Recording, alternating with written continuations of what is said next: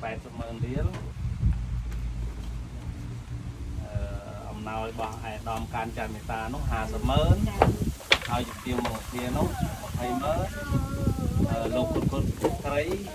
50,000ហើយលោកស្រីវិហារនោះ50,000បង80,000ណាខ្ញុំអរគុណឲ្យ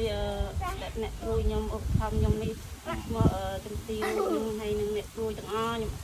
ឲ្យគាត់រស់ជីវិតបានជាជុំបាទចាខ្ញុំអរខ្ញុំបានតែតេស្តគាត់ទួយកូនទៅឲ្យកូនសិក្សាយកលុយហ្នឹងយកទិញតេស្តចាទិញតេស្តបានមួយទៅគាត់គាត់ឲ្យកូន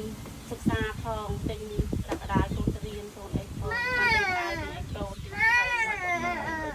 ទៅទិញតេស្តទៅគាត់បានដល់អេចាឥឡូវយើងត្រូវការតេស្តអេចាយតេស្តអេចាយមួយម៉ាន25,000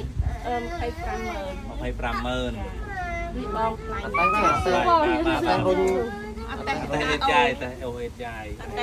អេចាយនោះ25,000តែចាយតែការតែចាយមួយតែ50,000ចា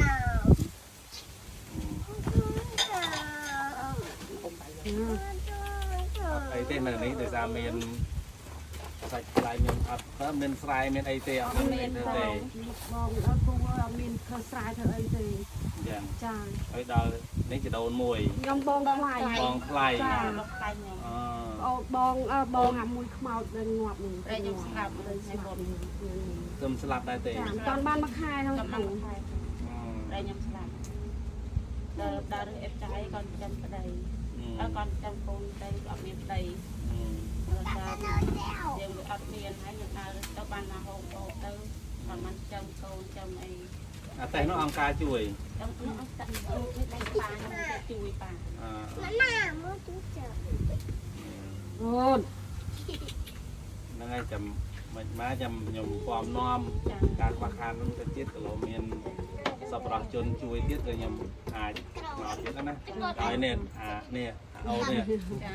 ការនេះតែនាំគុណច្រើនណាបងចានាំហ្នឹងហើយនាំឲ្យបានផ្លូវហ្នឹងហើយព្រោះអត់មានគេនេះក៏យើងអត់បានតាមព័ត៌មានដែរហើយបានបងឯងបានជួយខ្ញុំហ្នឹងហើយតែគាត់ឃើញខ្ញុំតាមឃើញខ្ញុំហូបបាយហាព្រៀងគាត់ជួយខ្ញុំគាត់តែងបាយឲ្យហូបគ្នាមិនដឹងរត់ណារត់ពូហ្នឹងមានមិត្តភ័ក្តិហ្នឹងក៏បោះដៃទៅគ្នាទៅជួយគ្នាតាមលទ្ធភាពអញ្ចឹងណាហ្នឹងហើយឃើញក៏យ៉ាប់ផ្លូវខ្ញុំទុកទឹកនេះទុកចែកកូនញ៉ាំចែកញ៉ាំទៅចាហ្នឹងហើយ